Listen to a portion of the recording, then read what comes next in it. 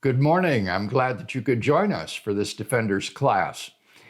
We've been talking about different views of justification, and we've looked at the traditional Roman Catholic view of justification, the Reformation view of justification, and the view of the new perspective on Paul with respect to justification.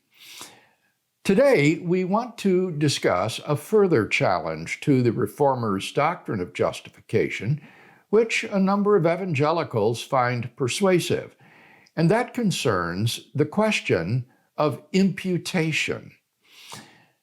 According to the traditional Reformation view, there is a kind of dual imputation involved in justification. My sin and guilt are imputed to Christ, and he pays the penalty for my sin. In turn, Christ's righteousness is imputed to me. So, in Christ, I am righteous. I am declared by God to be righteous on the basis of the imputed righteousness of Christ.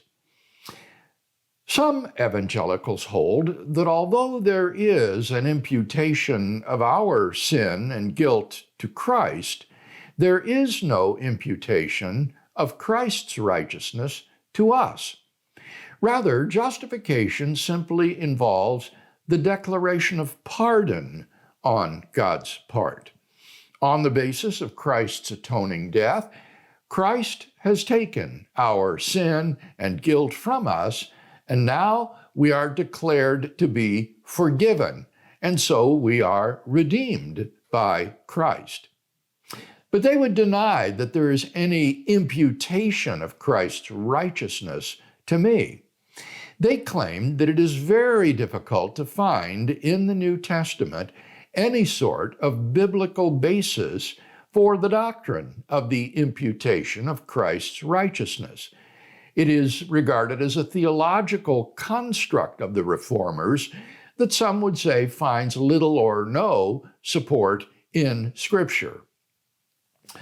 For example, Robert Gundry, the same scholar who argued for the inferiority of the new perspective on Paul, argues that the doctrine of the imputation of Christ's righteousness to the believer is not taught in the New Testament.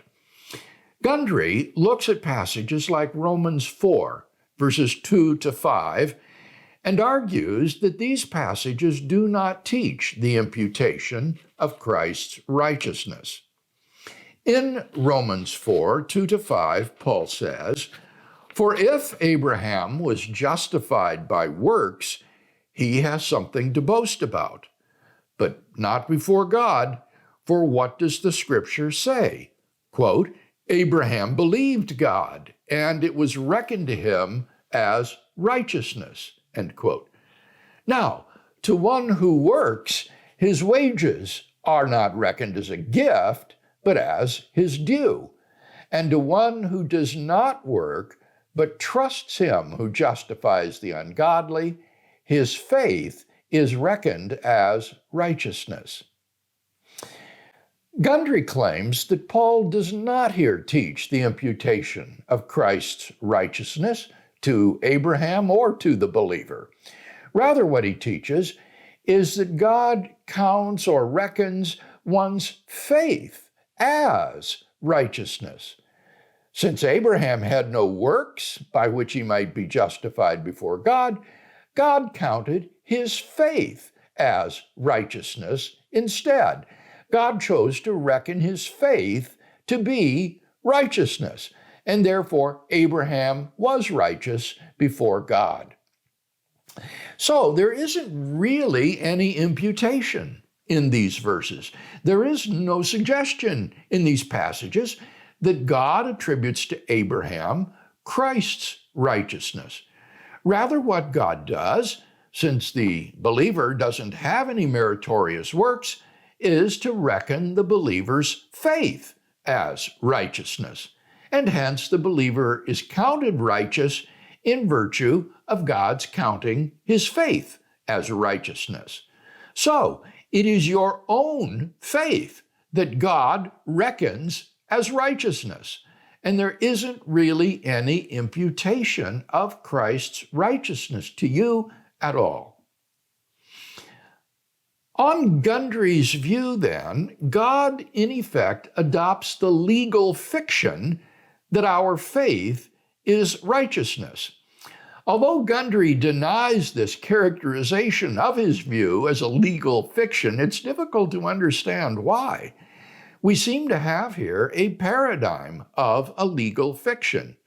The divine judge declares that for the purposes of this action, he will adopt the assumption that Abraham's faith equals righteousness, even though he knows full well that it does not. It is similar to a case in which the court adopts the fiction, as it did in Masterin versus Fabregas, that the Mediterranean island of Minorca is part of London, so that a resident of Minorca is, for the purposes of the action, a resident of London.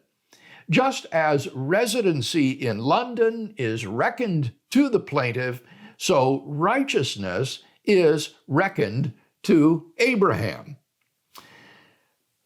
How might we respond to Gundry's critique of the Reformers' doctrine?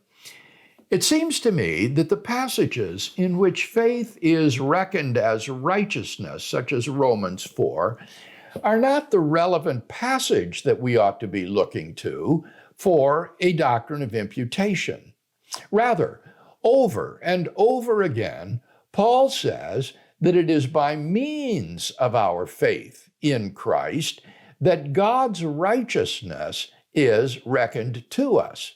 For example, the righteousness of God through faith in Jesus Christ for all who believe, Romans 3:22. Effective through faith, Romans 3:25.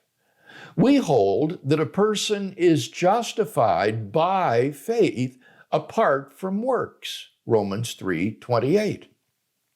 He will justify the circumcised on the ground of faith and the uncircumcised through that same faith, Romans 3:30.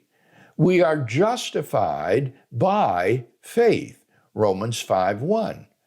Much more surely will those who receive the abundance of grace and the free gift of righteousness exercise dominion in life, Romans 5:17. Gentiles who did not strive for righteousness have attained it. That is righteousness through faith. But Israel, who did strive for the righteousness that is based on the law, did not succeed in fulfilling that law. Why not? Because they did not strive for it on the basis of faith, Romans 9:31. I suspect that Paul would be surprised at Gundry's attribution to him of so wooden a reading of the phrase, his faith was reckoned to him as righteousness. Paul's many statements about how righteousness is acquired through faith probably govern the other passages and are meant to explicate the Old Testament quotation about Abraham rather than vice versa. Moreover, the view that faith is the means of acquiring the gift of righteousness makes better sense of Paul's not seeing faith as something meritorious in the believer. The view that there is no imputation of Christ's righteousness seems to make faith a meritorious work. If we have no works to justify us before God, then God looks at us and says, okay, I'm going to treat your faith as though it were righteousness. I'm going to reckon to you your faith as righteousness. But then isn't our faith somehow turned into a meritorious work that makes us justified before God? God counts my faith as righteousness. Now, Gundry responds to this by saying, no, Paul always opposes faith to works. Paul doesn't think of faith as a meritorious work. Paul always contrasts faith and works. But surely that's exactly the point. The contrast between faith and works only makes sense, it seems to me, on an imputation sort of view.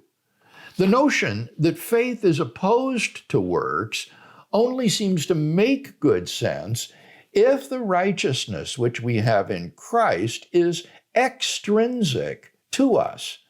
It is not my faith which is counted as righteous in the sense that I am righteous because of my faith. Rather, there is an extrinsic righteousness which, in virtue of my union with Christ, I now come to share. Moreover, there are other texts to which one may turn for a doctrine of imputation. For example, Philippians 3, verses 8 and 9 says, "For his sake I have suffered the loss of all things and count them as refuse, in order that I may gain Christ and be found in him, not having a righteousness of my own based on law, but that which is through faith in Christ, the righteousness from God that depends on faith."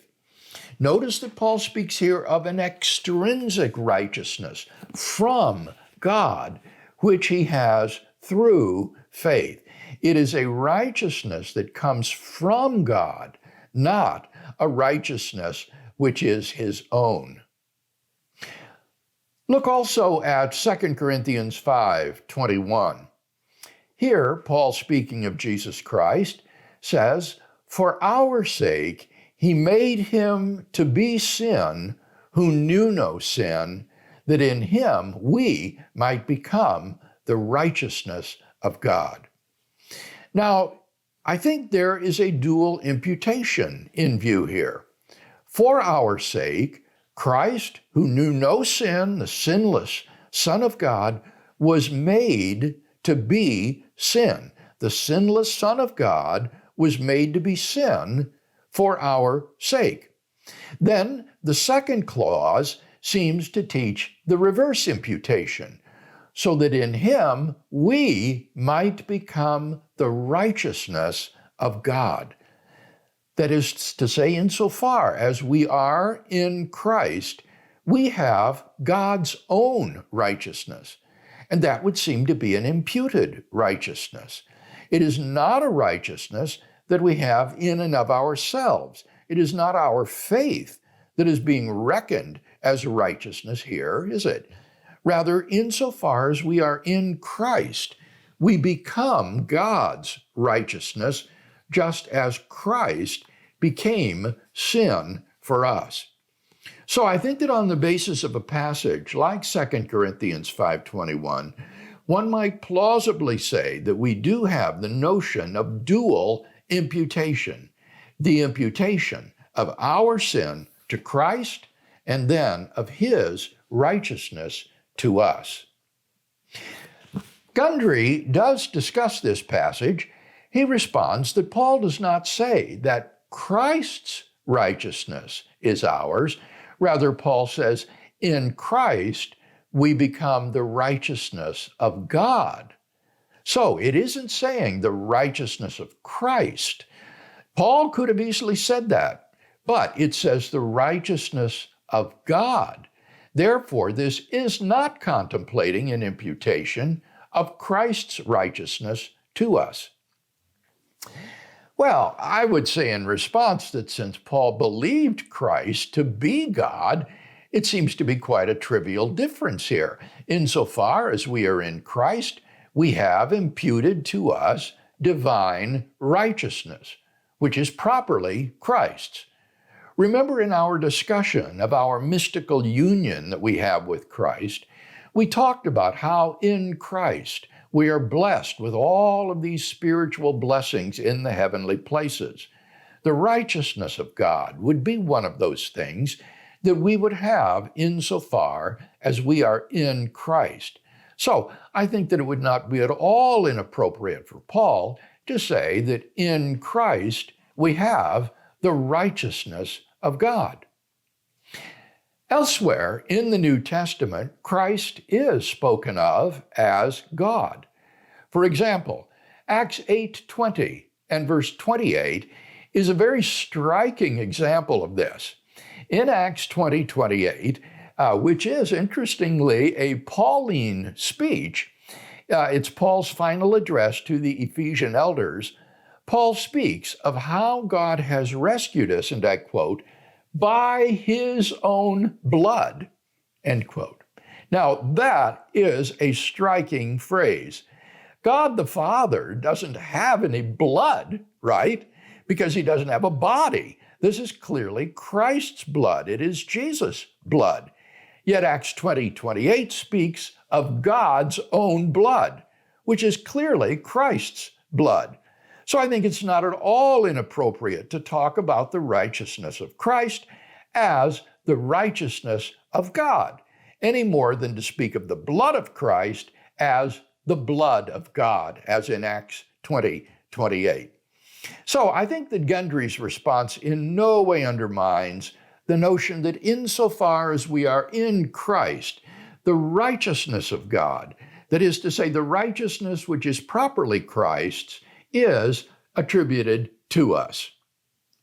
So in conclusion, from what we've said today, I think that there are good biblical grounds, and it makes good theological sense as well, to say that not only are our sins imputed to Christ and our sin and guilt borne by Christ, but also there is a reflex imputation in that insofar as we are in Christ and united with him, his righteousness, God's righteousness, is imputed to us, and God declares us to be righteous in virtue of our union with Christ.